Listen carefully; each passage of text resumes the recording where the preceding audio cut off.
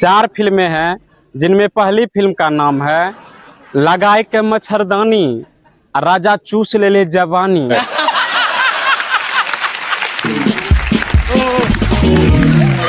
ए चिकने देना।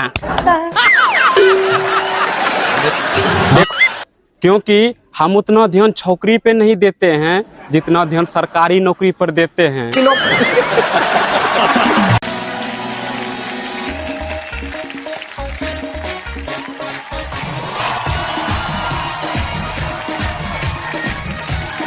नमस्कार, प्रणाम प्रणाम। Thank you so much, thank you. Archana ma'am, मैं सबसे पहले आपको अपनी घर की कहानी बताता हूँ। मैं जब इस शो पे आ रहा था तो मेरे पिताजी कहते हैं, तो सुना है तू कपिल शर्मा शो पे जा रहा है? तो मैंने कहा हाँ। तो क्यों जा रहा है? तो मैंने कहा कि बड़े बड़े सेलिब्रिटी जाते हैं तो इसलिए मैं भी जा रहा हूँ। तो कहते हैं वो लोग जाते हैं अपनी फिल्म की प्रमोशन करने, लेकिन तू क्यों जा रहा है? तो मैंने कहा मैं भी अपनी फिल्म की प्रमोशन करने जा रहा हूँ। तो झटाक से मेरे कान के नीचे एक लगाते हैं और कहते हैं तूने कौन सा फिल्म किया है बे? तो मैंने कहा अभी सिर्फ फिल्म की प्रमोशन करने जा रहा हूँ, फिल्म बाद में कर लूंगा।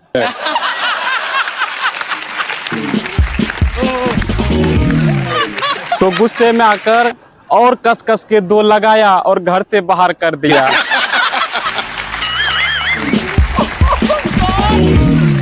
तो मैं वहां से सीधा यहाँ पहुंच गया। जैसा कि आप लोग जानते हैं कि मैं बिहार से यहाँ अपनी फिल्म का प्रमोशन करने आया हूँ, जो मैं इन फ्यूचर करने वाला हूँ। हाँ। तो मैंने उनका नाम भी पहले ही सोच रखा है। 4 फिल्में हैं जिनमें पहली फिल्म का नाम है लगाए के मच्छरदानी राजा चूस ले ले जवानी।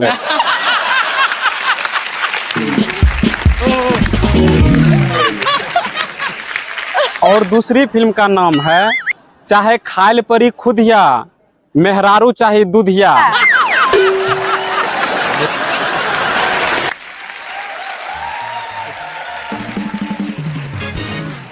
अब क्या बताएं मैम, हमारे यहाँ ऐसा ही फिल्म बनता है।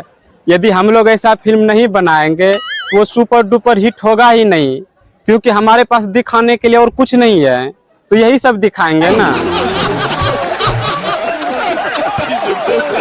और तीसरी फिल्म का नाम है पीके पेप्सी लागेलू सेक्सी।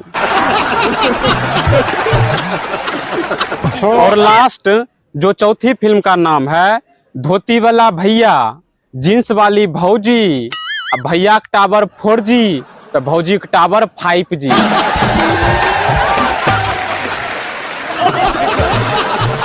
तो ये थी मेरे फिल्म की प्रमोशन। अब मैं बात करूंगा सिर्फ बिहार के लोगों के बारे में।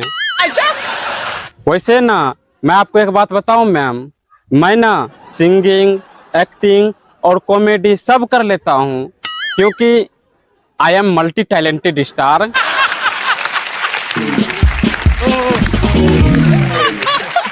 यदि आपको विश्वास नहीं हो रहा है तो मैं आपकी एक्टिंग करके दिखाऊं।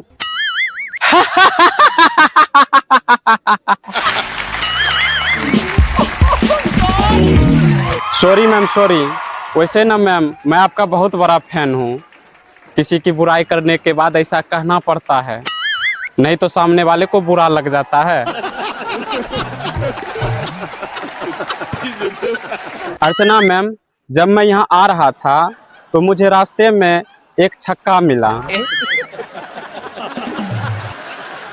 देखिए इसमें हंसने वाली बात नहीं है, हमें उन लोगों का भी रिस्पेक्ट करनी चाहिए। तो वो मेरे पास आके कहती है ए चिकने देना। देखो मैम, हम बिहारी ना बहुत दयालु होते हैं, तो मैंने भी उसे दिया, और ऐसे नहीं दिया, पूरा ऐसे ऐसे बना के और ऐसे ऐसे करके दिया, ये ले। क्योंकि वो तो हमेशा यही मांगती है ना कि देना। तो मैंने भी ऐसे ऐसे बना के ऐसे ऐसे करके दे दिया, ये ले।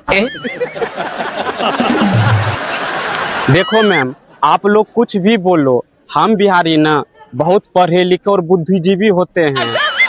क्योंकि हम उतना ध्यान छोकरी पे नहीं देते हैं जितना ध्यान सरकारी नौकरी पर देते हैं। और तो और हम पढ़ने के लिए अपनी जमीन तक बेच देते हैं और वही जमीन सरकारी नौकरी लगने के बाद तुरंत खरीद लेते हैं। और एक बात बताता हूँ कि हम लोग पढ़ाई लिखाई के माध्यम में कितने एडवांस हैं। हमारे गार्जियन हमारी पढ़ाई के ऊपर जितने खर्च करते हैं वो सारा पैसा जोड़ जोड़ के हमारी शादी के दिन हमारे ससुर से ले लेते हैं। तो बताइए हम लोग पढ़ाई लिखाई के माध्यम में कितने एडवांस हैं। अर्चना मैम, और एक हम अपने यहाँ की अच्छी बात बताता हूँ कि हम लोग कितने होशियार हैं।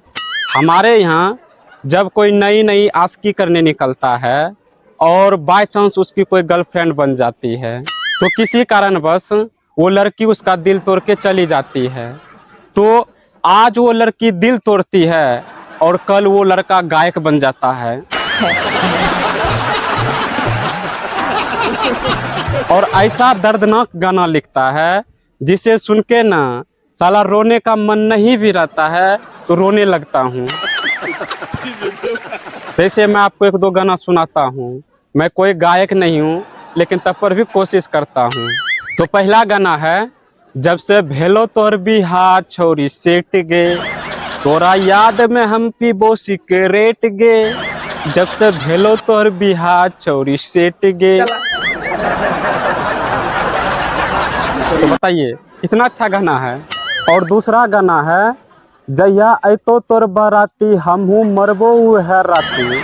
देखिए ये गाना बिल्कुल अच्छा है और ये गाना कोई और नहीं लिखा है, हमारे ही एक पड़ोसी है वही गाया है। तो मैं उससे जाके पूछा, भैया यदि मरना ही है तो उस दिन ही क्यों मरोगे। तो कहता है तुम्हें क्या दिक्कत है। तो मैंने कहा भैया उस दिन हमारे यहाँ भंडारे का निमंत्रण है। अब आप ही बताइए, उसके चक्कर में हमारा भंडारा तो छूट जाएगा। थैंक यू सो मच इतने ध्यान से सुनने के लिए। Thank you thank you.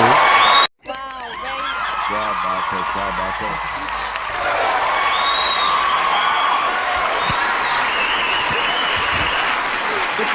Thank you thank you.